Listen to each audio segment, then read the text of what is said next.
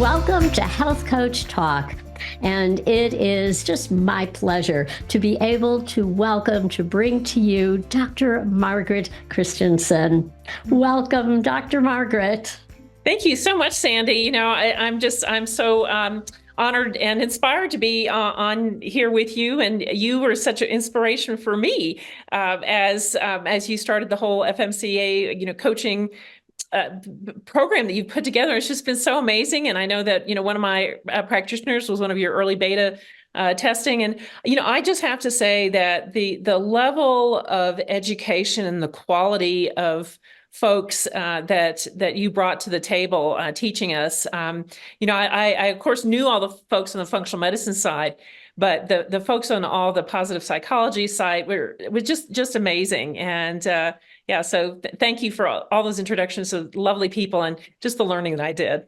Well, thank you. Thank you for coming to us as a student to become a health coach. And you were one of the people who taught me when I was taking that introductory course through the Institute for Functional Medicine way back. And it was around 2010. And I was so inspired by you and your talk about women's health. We're going to get into women's health and hormones today. But first, let's start out by talking about health coaching. So why are health coaches so critical in this post-COVID era? Well, I think that one of the benefits and or fallouts from COVID is the fact that we've exposed the absolute failures of our conventional medical model, really to deal with any chronic illness. And we know that the people who got sick from COVID and have long haul COVID and or have gotten sick from the spike protein exposures, including from the vaccines, so much of that can be dealt with lifestyle and diet, basic nutrients, all the things that health coaches have been trained to do, and really working with the mindset because I think it's the mindset that is blocked so many people. We kind of know what to do, but we don't know how to do it. And I think that's really critical as we shift now into what when I've interviewed you for my summit, you talked about, health coaching really as primary care, as part and parcel of primary care in this country. And I think, people feel overwhelmed. They don't know where to start.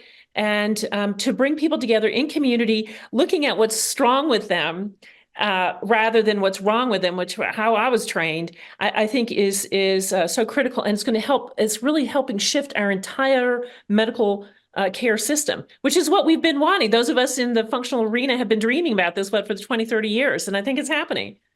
Oh, absolutely. So can you talk about this model of character strengths and why you think it is so crucial for coaches to be helping people in this area to build resilience? Well, again, I think resilience is the key here. And so much resilience was kind of taken away from people during the last 4 years. And so again, when we are trying to figure out, when we're in complete overwhelm, I've got, so many different balls in the air, maybe we're sick, maybe our kids are sick, maybe everybody's sick together. What can we do? How can we draw on what's right with us to help make that shift? And it's funny because when I'm doing a whole summit on this whole topic, and I actually ask people to start out before they watch the summit to take the VIA character strengths. What's wrong? What's strong with you again? And that's what you taught me. So I think it's absolutely critical because there is so much data now that we have regarding our brains and our limbic system and our prefrontal cortex and who's running the show. And when we can stay in our strengths, in that prefrontal cortex, that rational mind, and out of our limbic brains, that's how we make the shifts. And that's what health coaches can do. So important. For those who may not be familiar with character strengths or the VIA, this is a free survey that you can take, and we can link to it in the show notes. And it has to do with these fundamental traits that we all have. And we have them across cultures, across different religions, philosophies, and it's all research-based. And some are of the mind, like we may apply perspective and good judgment. Some are of the heart, like love and kindness. And put together, they are the keys to thriving. And as you said, we are often thinking about what's wrong with us, especially now. We're thinking about what's wrong with the world in general, post-COVID. And coaches can bring this element of thriving. What makes a life worth living? And I just love that you address this in your summit. Well, I think really, that's the only way that people heal is you have to have that heart piece as part of your part and parcel of the healing process. And yeah, so I think it's just like a no-brainer. And I've learned from you in your level of zest, and you can probably tell that I'm in my top strengths I have leadership and bravery and creativity, as well as spirituality, gratitude, love of learning is I think that those are the top six. And and I know that that's what moves me. And so I just think that when we bring this to everybody's, we need some hope. There's so much craziness going on right now. And a lot of it is, I have to say, is deliberate in terms of feeding us a lot of fear. And so to counter that with what's beautiful, what's right, what's possible, when you have a big challenge, how do we grow from it? How do we find purpose and meaning in suffering too? That's another piece of that. And that draws on our strengths. So important. Mhm. You're a hormone expert. Yeah. I learned a lot about hormones from you. Can you talk about the role of hormones when we are under chronic stress, which so many people have been these last few years? What's going on with our hormones? Mhm. Well, that's a great question. And I think what's incredibly important to understand is that they're all connected. That again, our estrogen, progesterone, testosterone, again, that this is what's causing women in particular, again, to have periods and stuff, is intimately connected to what's going on with our insulin levels and blood sugar levels, is intimately connected to what's going on in our thyroid. And above that's intimately connected to what's going on with our adrenal system and the production of cortisol and adrenaline and DHEA. And how all these things are linked. All of it's coming from here, from the HPA axis, from the hypothalamus and pituitary gland, which is being fed all this information, all these inputs from all of our body. So, and helping us to decide, is it time to eat, to sleep, to procreate, to laugh, to have a period, to get pregnant? So if we are under so much stress all the time that we are in constant sympathetic overdrive, that means we're making adrenaline all the time. And we're signaling our hypothalamus and our HPA axis in our brain is signaling our adrenal glands, hey, make more cortisol, make more adrenaline.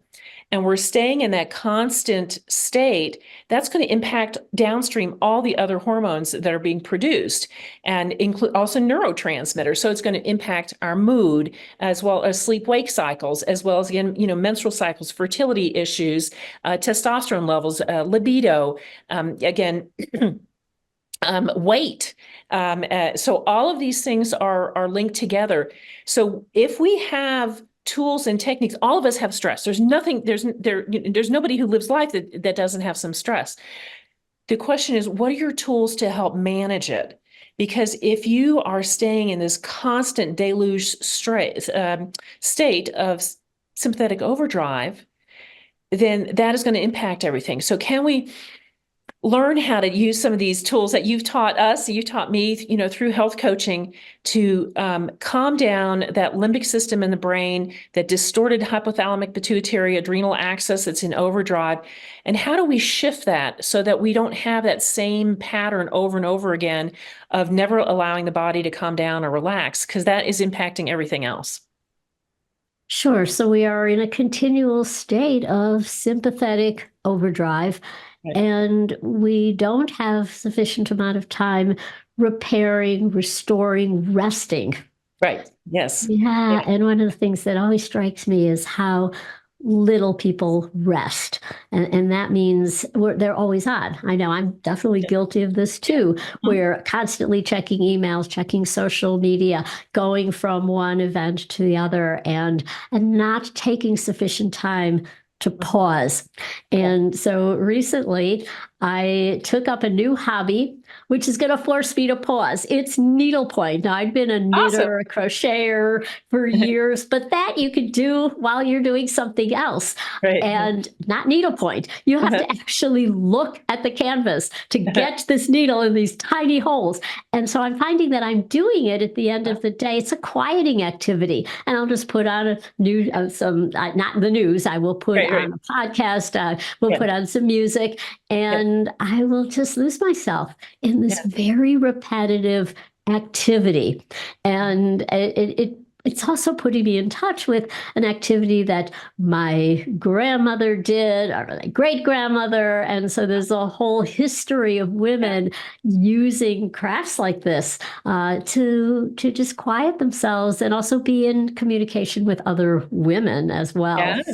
Yeah. Well, needlepoint is so beautiful. Yeah. Just, a stitch in time, right? And, Exactly. yeah. And very meditative. So yeah, absolutely. I mean, all of us, and this is of course part of the, functional medicine coaching training, is that we have to work on ourselves. And we have to make sure that we are always incorporating our own, again, daily practice of some sort that's, meditative, some kind of movement every day, making sure that we are, getting adequate rest. And to that other R, I would say rejuvenation, making sure that we play, that we have fun, that we laugh. And that's actually one of the questions I ask every client, what makes you laugh? What do you do that makes you laugh? Yeah. And I mean, and it's surprising how many people just, have a blank face, and I'll give them that as a task. That's going to be your task. I want you to find something that makes you laugh. So. Yes, and there's something called laughter yoga. Yes. So it is just like generate, even if you don't think of something funny, you're not spontaneously laughing, you can create that, or even just smiling. There was a study where they had people just smile and take a walk and smile at people and look at the beautiful trees around and just smile. And it really had a profound impact on their stress levels. Well, it's amazing because, again, I've done work with limbic retraining for many, many, many years, and I have several people that I'm interviewing regarding kind of retraining the brain. And there's many different programs out there, but one of the things that you do is smile whether or not you mean it, because you are triggering all those cranial nerves to disrupt old pathways. Yes. So it works. Yeah, fake it till you make it. Sometimes. Absolutely, it's effective. Can you talk about the role of hormones in terms of brain health? Oh, yeah, just really so critical. For longevity, for memory, for, again, just critical thinking skills. So for example, estrogen is very, very important, particularly postmenopausal, to maintain some levels, particularly if you've been under tons and tons of stress, because we know estrogen helps maintain appropriate neuronal connections in the brain. Testosterone is very important for memory, and also kind of for get up and go for libido. Progesterone has a wonderful calming effect on the brain. Now, the challenge is we've had a lot of people on synthetic hormones all their life, or synthetic, birth control pills, or synthetic hormone replacement that's not, natural or identical to what we have. And that can disrupt our own hormones impact for our brain and for nurturing our brain. So I think that there's, again, so important to have adequate levels of progesterone, testosterone, estrogen, DHEA, pre and postmenopausal. But again, if you're under chronic amounts of stress, you're going to be disrupting some of those and really impacting it. Now, the downside impact of hormones, again, that, chronically high cortisol and adrenaline and insulin impact the brain negatively in terms of causing more rapid brain neurodegeneration, not allowing new neurons to connect. And we certainly know that Alzheimer's is being called type 3 diabetes. Again, that's just high levels of insulin and blood sugars can all impact that. So having adequate levels of hormones, and we saw this during COVID, that women who were postmenopausal, who had adequate levels of estrogen, had far less neurological side effects than women who were not getting hormones and got some type of brain fog issue or cognitive decline afterwards. So it's really important to understand your hormones and be aware of potential need for bioidentical hormone replacement. And health coaches, they're not practitioners, they're not going to prescribe these, but they can play such a key role in educating people about the role of hormones, particularly for brain health. Well, and again, where health coaches come in is understanding that no different than neurotransmitters, gut health and hormonal health are completely tied together. And so, just a basic gut repair is incredibly important. And, again, supporting detoxification pathways and liver, all are things that can improve hormonal balancing. And then all the lifestyle pieces about getting rid of all the plastics and, hormonally contaminated food supply things that we have in our pantries, and really looking at whole system, whole foods, non-toxic things, and those are all areas that our health coaches have had training in. So sometimes very simple things that you can do to really improve hormonal balance without having any hormone replacement. Can you say more about these endocrine disruptors? We're hearing so much about these estrogen mimicking chemicals that are just pervasive in our environment. And what have you seen? And then what can we do about it? Well, so I kind of lump these all under something called biotoxins. So we have, many different types of biotoxins. These would be fat-soluble toxins that get inside cell membranes, that get inside mitochondrial membranes and disrupt function. And so, again, common ones would be things like plastics and pesticides, BPA and all that. Those are actually estrogen mimickers. Many of these petrochemical products have and end up interacting with our hormonal receptors, and the body thinks, oh, this is an estrogen-like compound. So we're being exposed to these. Also, things like heavy metals are biotoxins, and then you have things like mold toxins or mycotoxins, including ones that come from candida or yeast overgrowth. Besides toxic mold, that's kind of what I've been known for in the past. And then we have viruses and chronic infections, things on Lyme and co-infections, and the COVID virus itself. And really, it's the spike protein part that is a biotoxin and a hormonal and can be, hormonally disrupting. So there's different mechanisms. Again, some can be actual mimickers, so they can mimic a hormone, and that's what I was talking about, like the BPA. And then you have, and mycotoxins also have mimicry. And then you have those that just because they're creating stress on the body, they're impacting that HPA axis. They're pushing that over. So. And then you have things like heavy metals, which actually disrupt some of the enzyme functions that we have in our bodies. So any one of these different pathways can impact hormones from these external chemicals. And so again, knowledge is power. If you know that, and you start learning, okay, how do I avoid X, Y, and Z? How can I comfortably support my body in its own natural detoxification mechanisms, and support that? And again, that's a lot of things that health coaches can do. Absolutely. It's so important to be aware of the toxic soup that you're living in. Yeah. And I think that what's coming out about the spike protein is really now it's opening our eyes to the impact and the connection between spike protein and autoimmunity. I'd love to have you talk about that.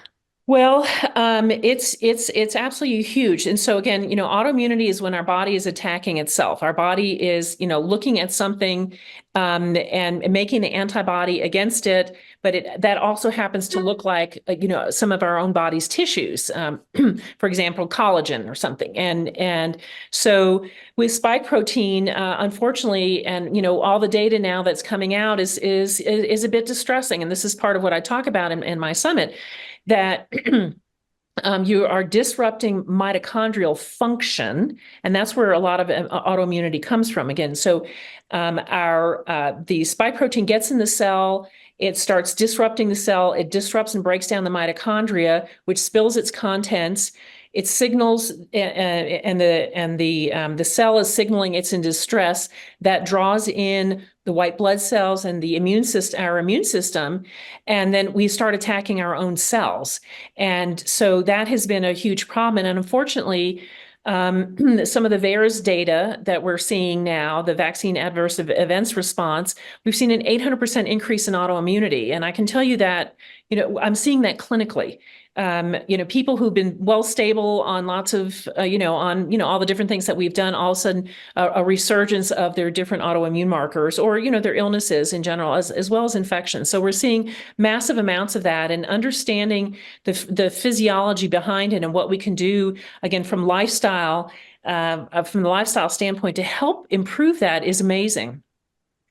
What are some of the things that we could do? Let's say we get our labs back and we never had an autoimmune issue, but maybe our anti-nuclear antibodies are elevated, and now you're freaking out. What can you do?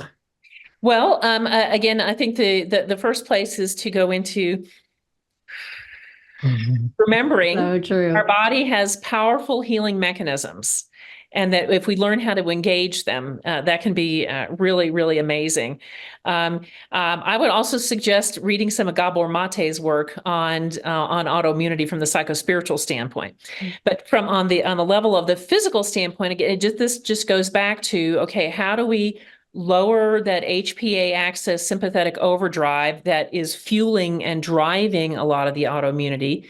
We know that 80% of our immune system is in our gastrointestinal tract. So for most people, we have you do like a 6 to 8 week autoimmune paleo type of diet. And again, it doesn't have to be forever, but it's just for that time to rest, allow the body to really rest and get our digestive system back online and really healthy, heal and seal and turn off the inflammation that's triggering all of this. And so again, we do diet, nutrients, we have different gut repair protocols that are very useful. Then you can actually go to some more advanced therapeutics, things like low dose naltrexone. And part of it is identifying what is triggering the autoimmunity. Is it a toxin? Is it infection? Is it a nutrient deficiency? And then you're addressing those things, but in all of it, working on helping somebody and helping yourself stay in a calm, centered place. And so that our own minds aren't attacking ourselves, that we are loving ourselves exactly where we are. And then, working with a good practitioner that can help us. But I think the AIP diet is a great place to start. Then there's lots of other advanced therapies, low dose naltrexone, other things. Yeah. Yes. So what I'm hearing is that there is hope. Oh, yes. And that health coaches can play that key role in helping people have that hope. Yes. That they don't have to be a victim. They don't have to feel like their circumstances are beyond repair. And it does seem to all come back to this mental, emotional, spiritual component, which, as we know in functional medicine, is the heart of the matrix. It's at the very center. At the center. Yeah. Yes. It's at the center. And one of the guests that I have on my summit is Dr. Alex Patakos. He is from the Global Meaning Institute. He is the protege of Viktor Frankl, who wrote Man's Search for Meaning. My favorite book.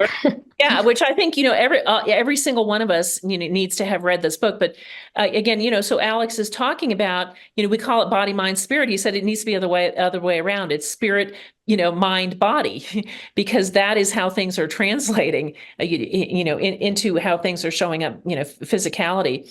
We also know about autoimmunity and its linked to trauma. And I just wanted to say something about that, because that is really, really important.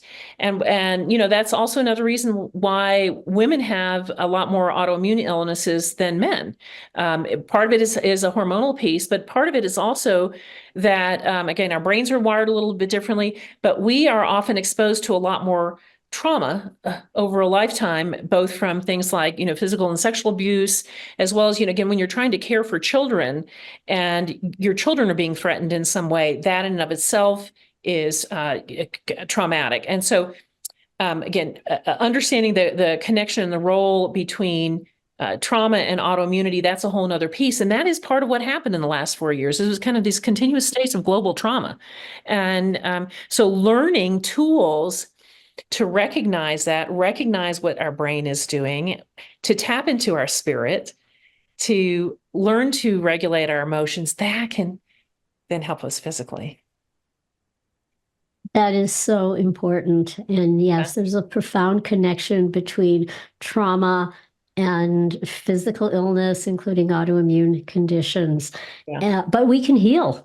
So some Absolutely, people yeah. seem to think that, well, if you were a victim of trauma, then, well, that's it. You're now hardwired. And Yeah. I have seen so many times where people have healed. They have been able to, through a spiritual practice, through a mind-body medicine, even simple breathing techniques, but also doing things they love and being with people they love and having those nurturing relationships. So we haven't talked about the power of community much, but this is everything you're talking about can all be done in community with others. I can't tell you how important that is, because again, another factor behind chronic illnesses is isolation and loneliness. Yes. And we had an epidemic of that, particularly for a couple of years. And so, yeah, doing things together in community is so helpful. And then I was just going to come back for a second to the trauma piece and autoimmunity. Pedram Shojai, as well as Sarah Shaw Gottfried. Sarah has a new book on autoimmune, and she and I, when I interview her, we talk about this whole connection. And Pedram Shojai, and I got introduced to him through you. Again, talks about how do we overcome trauma, and because absolutely it is completely possible to help rewire again our brains and our bodies from that, and that's so critical. Yes, so we do it through positive psychology, through our character strengths. Yeah. As we're drawing to a close, I would love for you to talk a little bit more about the summit. How can people access it? And then how can people find you, Dr. Margaret? Okay, well, so I have a summit that's coming up in June 2024 that'll be free online. It's called Hormonal Havoc, the COVID Fallout and How to Fix It. And again, I'm talking about all the things that we are seeing now, because COVID has completely changed medicine. We are in an entirely new era because of the fallout that we're seeing hormonally, fertility-wise, cardiovascular, neurological symptoms, mental health is a big one, gut issues, again, autoimmunity. And so we're looking at all these different pieces, how to recognize what it is that we're seeing and what are some of the things that we can do. And also we go into how did this happen, in our it's supposedly this country with the best medical system in the world. And democracy, there was a lot of things that were unfortunately not well handled.